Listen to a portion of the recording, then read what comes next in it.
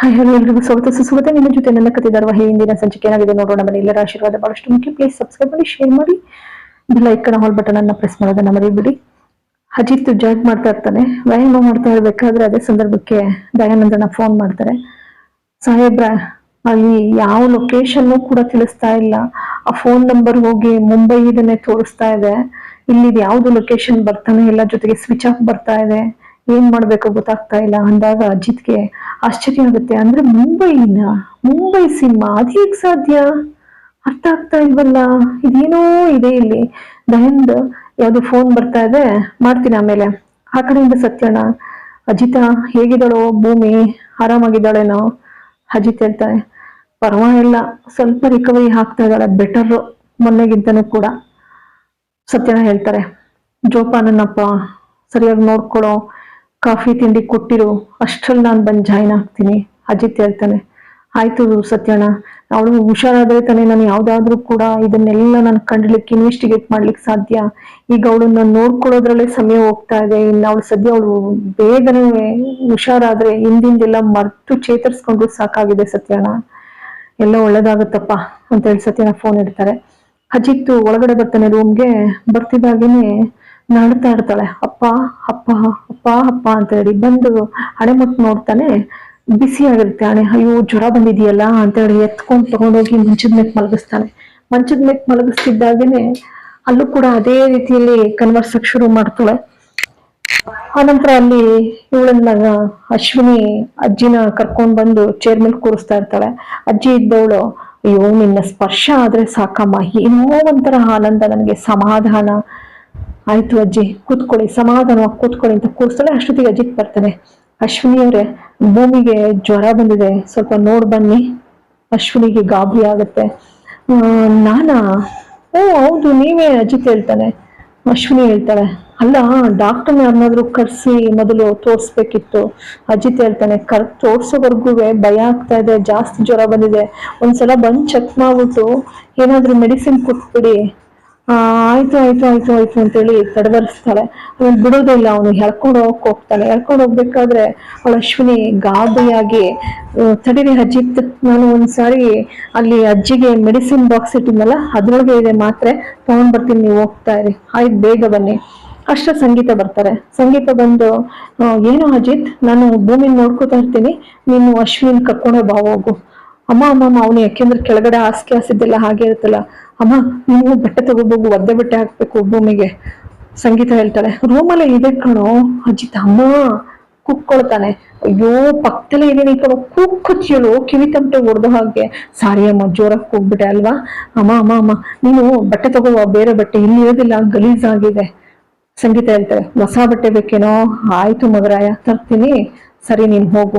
ಅಜಿತ್ ಒಳಗಡೆ ಹೋಗಿ, ರೂಮ್ ಒಳಗಡೆ ಹೋಗಿ ಬೇಗ ಅಲ್ಲಿ ಆಸಿರೋದೆಲ್ಲ ತೆಗೆದು ಅದನ್ನ ಔಸಿಟ್ಬಿಟ್ಟು ಬರ್ತಾನೆ ಅಶ್ವಿನಿ ಕರ್ಕೊಬರಕ್ಕೆ ಅಂತ. ಅಷ್ಟ್ರಲ್ಲಿ ಸತ್ಯಣ್ಣ ಬರ್ತಾರೆ. ಸತ್ಯಣ್ಣ ಬಂದ್ಬಿಟ್ಟು ಡಾಕ್ಟರ್ನ ಕರ್ಕೊಂಡ್ ಬರ್ತಾರೆ. ಕರ್ಕೊಂಡ್ಬಂದು ಭೂಮಿನ ಚೆಕ್ ಮಾಡ್ಬೇಕು. ಅಷ್ಟೊತ್ತಿಗೆ ಈ ಕಡೆ ಅಶ್ವಿನಿ ದೇವಿಯನ್ನ ಹತ್ರ ಬಂದು ಮೇಡಮ್ ಮೇಡಮ್ ಅಂತ ಕೂಗ್ಕೋತಾಳೆ.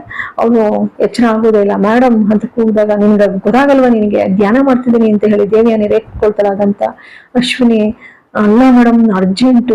ದೇವಿಯನ್ನ ಏನ್ ಮುಳುಗೋಗ್ತಿದ್ಯಾ? ಅಶ್ವಿನಿ, ಹ್ಞೂ ಮೇಡಮ್ ಮುಳುಗೋಗುದಾನೆ. ಅಜಿತ್ ಬಂದು ನನ್ನನ್ನ ನಿಜವಾದ ನರ್ಸ್ ಕೋರ್ಸ್ ಮಾಡಿಲ್ಲ, ಎಂತದಿಲ್ಲ, ನನ್ನನ್ನ ಮಾತ್ರ ಕೊಡು, ಭೂಮಿ ನೋಡು ಅಂತ ಇದ್ದಾನೆ. ದೇವಿಯನ್ನ ಹೇಳ್ತಾಳೆ, ನೀನು ನರ್ಸ್ ಕೋರ್ಸ್ ಮಾಡಿಲ್ಲ ಸರಿ, ಮೊಬೈಲ್ ಅಂತೂ ನೋಡಿದಿ ತಾನೇ, ನಿನಗ್ ಜ್ವರ ಬಂದ್ರೆ ಏನ್ ತಗೊಳ್ತೀಯ? ಅಶ್ವಿನಿ ಹೇಳ್ತಾಳೆ, ನಾನ್ ತಗೊಳ್ಳೋದೇ ಬೇರೆ. ದೇವಿಯಾನಿ, ಸರಿ ಹೋಯ್ತು ಬಿಡು, ಬಾ ಏನೇನು ಅಧ್ವಾನ ಮಾಡ್ತೀಯ ಅಂತ ಹೇಳಿ ಅವಳು ಬೀರುನಲ್ಲಿರೋ ಮಾತ್ರ, ಕಬೋರ್ಡಲ್ಲಿರೋ ಮಾತ್ರನ ತೆಗೆದು ಅವಳು ಕೈ ಕೊಡ್ತಾಳೆ. ಮಾತ್ರ ತಗೊಂಡು ಹೋಗ್ತಾ ಇರ್ತಾಳೆ. ಹಿಂದಿನಿಂದ ದೇವಿಯಾನಿ ಎಲ್ಲಿ ಏನ್ ಎಡವಟ್ ಮಾಡ್ತಾವ ಅಂತ ಅವಳಿಂದನೇ ಹೋಗ್ತಾಳೆ. ಎಲ್ಲ ಬಂದು ರೂಮಿಗೆ ಸೇರ್ಕೊಳ್ತಾರೆ. ರೂಮ್ ಮೇಲೆ ಸೇರ್ತಾರೆ. ಡಾಕ್ಟರ್ ಆಲ್ರೆಡಿ ಆಗ್ಲೇ ಚೆಕ್ ಮಾಡ್ತಾ ಇರ್ತಾರೆ ಭೂಮಿಗೆ ಲೋ BP ಆಗಿದೆ, ಸ್ವಲ್ಪ ಡಿಪ್ರೆಸ್ ಕೂದಂಗ್ ಕಾಣ್ತಾ ಇದಾರೆ. ಯಾಕೆ ಏನಾಯ್ತು ಅಂತ ಹೇಳಿ ಡಾಕ್ಟರ್ ಕೇಳಿದಾಗ, ಸತ್ಯಣ್ಣ ಏನಿಲ್ಲ ನಾವು ವಿಚಾರಿಸ್ಕೊಡ್ತೀವಿ, ಸರಿ ಮೆಡಿಸಿನ್ ಎಲ್ಲ ಸರಿಯಾಗಿ ಕೊಡಿ, ಜೋಪಾನವಾಗಿ ನೋಡ್ಕೊಳ್ಳಿ, ನನ್ನನ್ನ ಏನಾದ್ರೂ ಇನ್ನೂ ಹೆಚ್ಚು ಕಡಿಮೆ ಆದ್ರೆ, ಅಕಸ್ಮಾತ್ ಜಾಸ್ತಿ ಜ್ವರ ಆದ್ರೆ ಫೋನ್ ಮಾಡಿ ಅಂತ ಹೇಳಿ ವಿಸಿಟಿಂಗ್ ಕಾರ್ಡ್ ಕೊಟ್ಟ ಪತ್ರೆ, ಆ ಲೆಟರ್ಲು ಕೂಡ ಆ ಪ್ರಿಸ್ಕ್ರಿಪ್ಷನ್ ಇದ್ರಲ್ಲೂ ಕೂಡ ಇದೆ ಅಂತ ಹೇಳಿ ಕೊಟ್ಬಿಟ್ಟು ಡಾಕ್ಟರ್ ಆ ಕಡೆ ಹೋಗ್ತಾರೆ. ಸತ್ಯನ ಕರ್ಕೊಂಡು ಹೋಗ್ತಾರೆ. ಈ ಕಡೆ ಅಶ್ವಿನಿ, ನಾನು ಕೂಡ ಅದನ್ನೇ ಹೇಳೋಣ ಅಂತ ಇದ್ದೆ ಅಂತ ಹೇಳ್ತಾಳೋ. ದುಡ್ಕೊಂಡು ನೋಡ್ತಾನೆ ಅಜಿತ್ತು. ಇವರು ಅವನಿಗೆ ಸಂಪೂರ್ಣ ಅವಳ ಮೇಲೆ ಅನುಮಾನ ಬಂದು ಹೋಗ್ತದೆ. ಎಲ್ಲ ಹೊರಗಡೆ ಹೋಗ್ತಾರೆ. ಹೊರಗಡೆ ಹೋದ್ಮೇಲೆ ಕೆಳಕ್ ಬಂದು ಮೆಡಿಸಿನ್ ತರಕ್ಕೆ ಅಂತ ಹೋಗ್ತಾ ಇರ್ತಾರೆ. ಎಲ್ಲಿ ಹೋಗ್ತಾ ಇದೀಯ ಅಜಿತ ಅಂತ ಹೇಳಿ ಸತ್ಯನ ಕೇಳ್ತಾರೆ. ಮೆಡಿಸಿನ್ ತರಕ್ಕೆ. ಸತ್ಯನ ಕೊಡುವಿನ ಅಂತ ಇರ್ತೇನೆ. ಬೇಡ ಸತ್ಯನ, ಬೆಳಗ್ಗೆಯಿಂದ ನನಗೋಸ್ಕರ ಭೂಮಿಗೋಸ್ಕರ ಇಷ್ಟೊಂದೆಲ್ಲ ದಣದಿದ್ದೀರಾ, ನಾನು ತಗೋಬರ್ತೀನಿ ಸುಮ್ಮನೆ ಕೊಡೋ, ತಂಗಿಗೋಸ್ಕರ ಮಾಡಿದ್ರೆ ಅಣ್ಣ ಏನ್ ತಪ್ಪಾಗಲ್ಲ ಅಂತ ಹೇಳಿ ಇಸ್ಕೊಳ್ತಾರೆ. ಅಷ್ಟರಲ್ಲಿ ಅಂಜು ಇದ್ದವಳು ಏನ್ ಬರೀ ನಾಟಕ ಅಷ್ಟೇ, ಏನ್ ಬಂದ್ಬಿಟ್ಟಿದೆ, ಸತ್ಯ ಹೇಳ್ಬೇಕು ತಾನೆ, ಸತ್ಯ ಹೇಳ್ದೆ ಸುಮ್ಮನೆ ಮುಚ್ಚಿಡ್ತಾ ಇದ್ದಾಳೆ. ಕೂಗ್ ಕೊಡ್ತಾನೆ ಅಜಿತ್, ಅಂಜನಾ ಸುಮ್ಮನಿದ್ರೆ ಸರಿ, ನೋಡುವತ್ತೆ ನಾನ್ ನಿನ್ ಮುಖ ನೋಡ್ಕೊಂಡು ಇಲ್ಲಿವರೆಗೂ ಸುಮ್ಮನಿದ್ದೀನಿ, ಇನ್ ಮೇಲೆ ನಾನ್ ಸುಮ್ಮನಿರಕ್ಕಾಗೋದಿಲ್ಲ, ಇವಳ್ದು ಅತಿ ಆಯ್ತು ಪದೇ ಪದೇ. ಅಂಜನಾ ಹೇಳ್ತಾಳೆ, ಏನ್ ಮಾಡ್ತೀಯ, ಏನ್ ಅತಿ ಆಯ್ತು, ನೋಡಿಯತ್ತೆ ಮತ್ತೆ ಮತ್ತೆ ಹೀಗೆ ಮಾತಾಡ್ತಾ ಇದ್ರೆ ಅವಳನ್ನ ಮಾನನಷ್ಟ ಮೊಕದ್ದಮೆ ಹೂಡಿ ಅವಳನ್ನ ಒಳಗಾಕ್ಬೇಕಾಗ್ತದೆ, ಭೂಮಿಯಿಂದಾಗಿ ಇವಳು ಸಫರ್ ಪಡ್ಬೇಕಾಗ್ತದೆ, ಹುಷಾರ್, ಎಚ್ಚರಿಕೆ ಇರ್ಲಿ.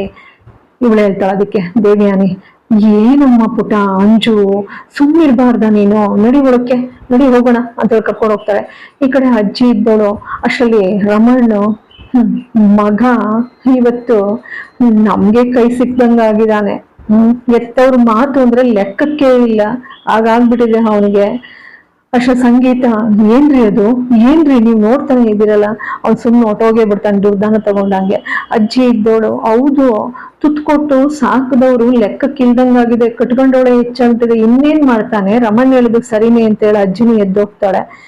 ಅಷ್ಟ್ರಲ್ಲಿ ಅಜಿತನಿಗೆ ಸಂಗೀತ ನೋಡ್ದೇನೋ, ಎಲ್ಲ ಹೆಂಗ್ ಮಾತಾಡ್ತಾರೆ, ತಲೆಗೊಂದೊಂದು ಮಾತಾಡ್ತಾರಲ್ಲೋ. ಅಜಿತ್ ಹೇಳ್ತಾನೆ, ಅಮ್ಮ ಯಾರು ಏನೇ ಮಾತಾಡ್ಲಿ, ನನ್ನ ಭೂಮಿನ ಯಾವ್ದೇ ಕಾರಣಕ್ಕೂ ನಾನು ಬಿಟ್ಕೊಡೋದಿಲ್ಲ, ಪಡಿಸ್ತೀನಿ.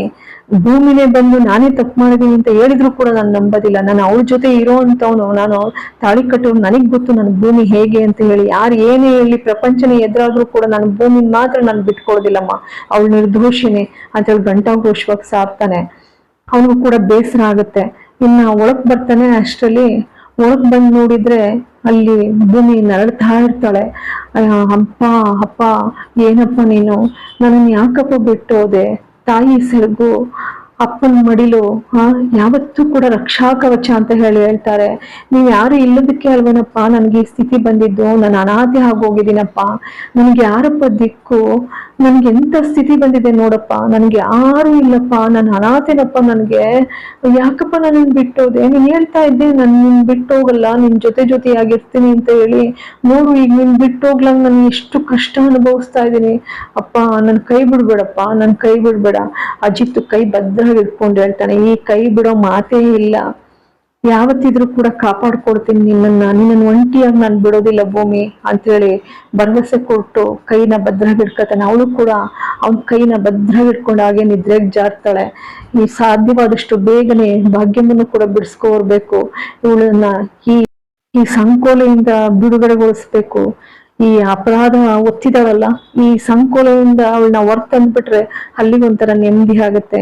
ನಿನ್ ಕೈ ಬಿಡೋ ಮಾತೇ ಇಲ್ಲ ಭೂಮಿ, ಯಾವಾಗ್ಲೂ ನಿನ್ ಜೊತೆ ಇರ್ತೀನಿ, ನೀನ್ ಒಂಟಿಯಲ್ಲ ಅಂತ ಹೇಳಿ ಭರವಸೆ ಕೊಡ್ತಾ ಇಲ್ಲಿಗೆ ಒಂದು ಸಂಚಿಕೆ ಮುಕ್ತಾಯವಾಗ್ತದೆ. ಎಲ್ಲರ ಆಶೀರ್ವಾದ ಬಹಳಷ್ಟು ಮುಖ್ಯ. ಹೆಜ್ಜೆಗೆ ಹೆಜ್ಜೆ ಹಾಕ್ತಾ ಕಾಯ ವಾಚ ಮನಸ್ಸ ನೀನೇ ನನ್ನ ಧರ್ಮಪತ್ನಿ ಅನ್ನುವಂತ ಅಜಿತನಿಗೆ ಒಳ್ಳೇದಾಗ್ಲಿ. ಎಲ್ಲರ ಆಶೀರ್ವಾದ ಬಹಳಷ್ಟು ಮುಖ್ಯ. ಪ್ಲೀಸ್ ಸಬ್ಸ್ಕ್ರೈಬ್ ಮಾಡಿ, ಶೇರ್ ಮಾಡಿ. ಧನ್ಯವಾದಗಳು ಎಲ್ಲರಿಗೂ ಕೂಡ.